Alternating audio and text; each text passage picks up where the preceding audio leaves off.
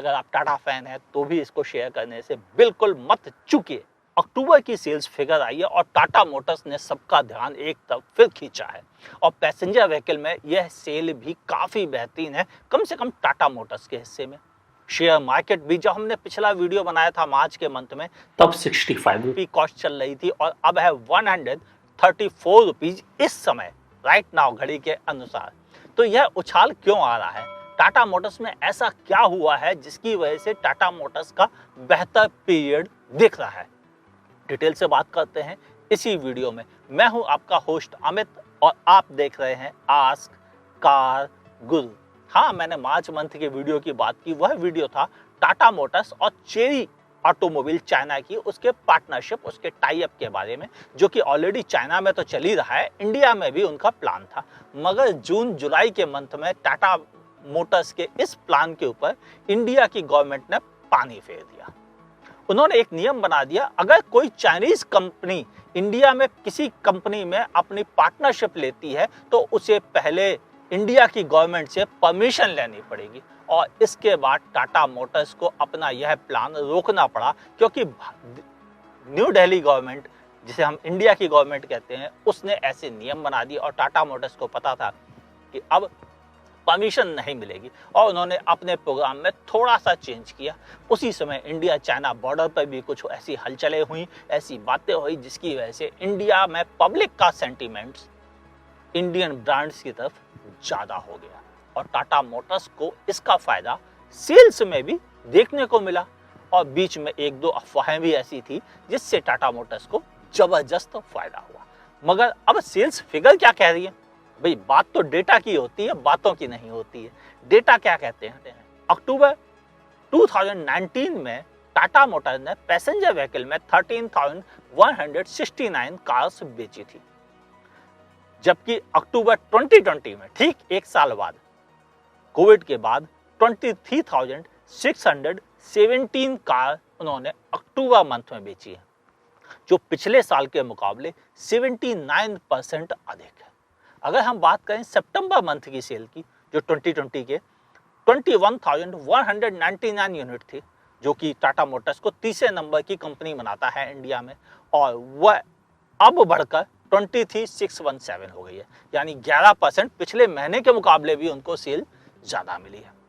और share market का तो आपको बता ही दिया, जब हमने मार्च मंथ में वह वीडियो बनाया था, जो स्टॉक मार्केट प्राइस है वह काफ़ी बढ़ी है और इस समय 134 चल रही है।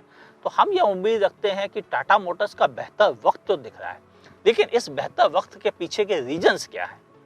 गौर करें तो पैसेंजर व्हीकल के रीजंस मैं ज़्यादा बेहतर बता सकूंगा। कॉमर्शियल व्हीकल पर मैं उतना गौर नहीं करता हूं, तो उसके बारे में उतनी ज़्यादा प्रिडिक्ट नहीं करूंगा। लेकिन यह तय था कि पैसेंजर व्हीकल्स में जो टाटा मोटर्स के पास ऐसी कारें मौजूद थी जो ना तो सेफ्टी में अच्छी थी, ना ही उनकी ब्रांड गुडविल थी, सर्विस को लेके परेशान थे, और सबका ये कहना था इस कंपनी के कारों का तो बुढ़ापा ही खराब होता है, उनसे छुट्टी पाने का प्लान कर लिया था।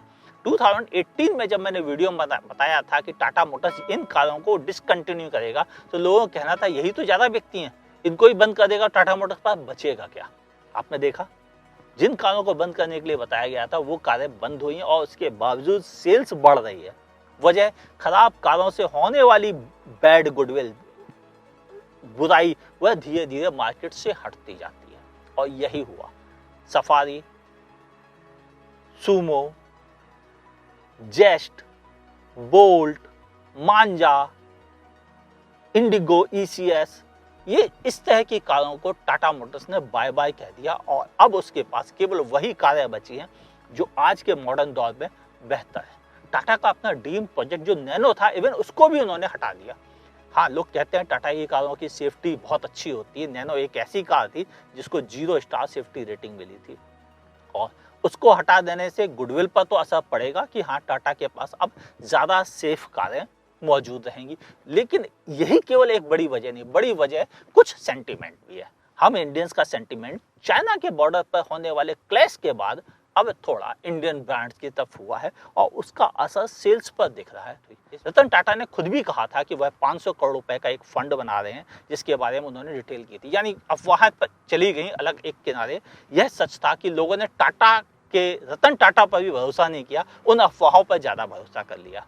तो दौर टाटा के बारे में हमेशा यही रहा है कि टाटा के बारे में अच्छी बातें ज़बरदस्ती मार्केट में उछाल दी जाती हैं, जो होती हैं या नहीं भी होती हैं तब भी। इवन यहाँ पर तो यही हुआ कि रतन टाटा तक को लोगों ने गलत कहा और उस अफवाह को सच माना। मैं तो टाटा मोटर्स पर अब क्या, हाँ अब की बात की जाए तो टाटा मोटर्स इस समय अच्छी कारें बना रहा है, जिनमें टियागो है, अल्ट्रोज है, नेक्सॉन है। ये 3 तो बड़ी शानदार कारें हैं और इनकी वजह से टाटा मोटर्स को लंबे समय की ग्रोथ भी मिलेगी। हाँ, उसके पास टिगोर जरूर एक ऐसी कार है जो एक अपेक्षित गिनती में नहीं बिक पा रही है, लेकिन यह भी बात सच है कि इस एंट्री लेवल सेगमेंट के सेडान में बहुत कम ऐसी कारें हैं जो कि बिक पा रही हैं, केवल डिजायर को अगर हम छोड़ देते हैं तो, इसलिए यह इसकी सेल कम है। अब बात आई हैरियर की। हाँ, हैरियर को शुरुआत में थोड़ी दिक्कतों का सामना करना पड़ा कि वह 140 PS का इंजन और कई कमियां हैरियर को कमजोर कैंडिडेट बना रही थी। उसके मुकाबले आने वाला उस समय MG की हेक्टर ज़्यादा बेहतर बिल्ट क्वालिटी के साथ, ज़्यादा बेहतर फिट फिनिश इक्विपमेंट लेवल के साथ, अच्छे इंजन के साथ होने का फ़ायदा उठा लेगी और वह फ़ायदा आज भी जाहिर है। इस समय हेक्टर की सेल हैरियर के सेल्स के मुकाबले लगभग 2 गुनी के आसपास चल रही है, जो काफ़ी बड़ी फिगर है। अक्टूबर मंथ में भी हेक्टर ने ऑल टाइम ग्रेट रिकॉर्ड बनाए हैं, सबसे अधिक सेल करने का रिकॉर्ड बनाया है। वह भी बताता है कि अच्छे प्रोडक्ट को बेचा जा सकता है और इसी वजह से टाटा मोटर्स ने हैरियर का जब BS6 वेरिएंट दिया तो उसकी कई कमियों को दूर किया और उसकी वजह से अब हैरियर की सेल्स भी धीरे धीरे बढ़ने लगी। काश यह काम पहले किया होता तो आज हैरियर कहीं ज़्यादा बेहतर पोजीशन में होती।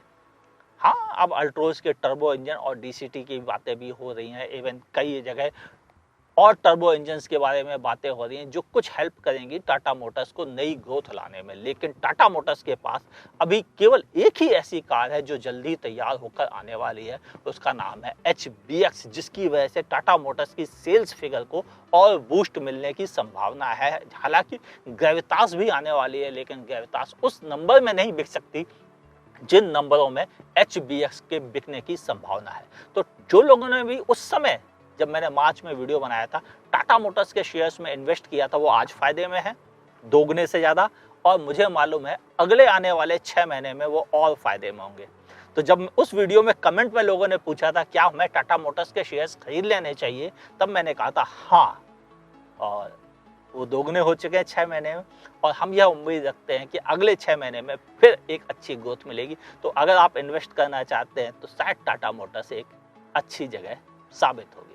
ये इन्फॉर्मेशन केवल टाटा मोटर्स के ऊपर ही डिजाइन की गई थी ताकि आप टाटा मोटर्स को बेहतर समझ सकें कि किस तरह से टाटा मोटर्स ग्रोथ कर रही है और क्या क्या गलतियां की हैं उनको वो कैसे दूर कर रही है।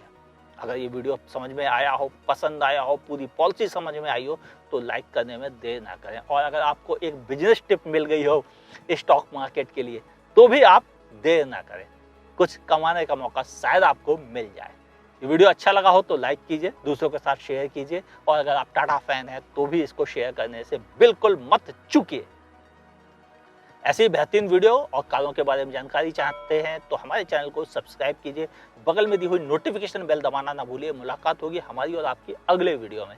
देखते रहिए आस्क कार गुरु।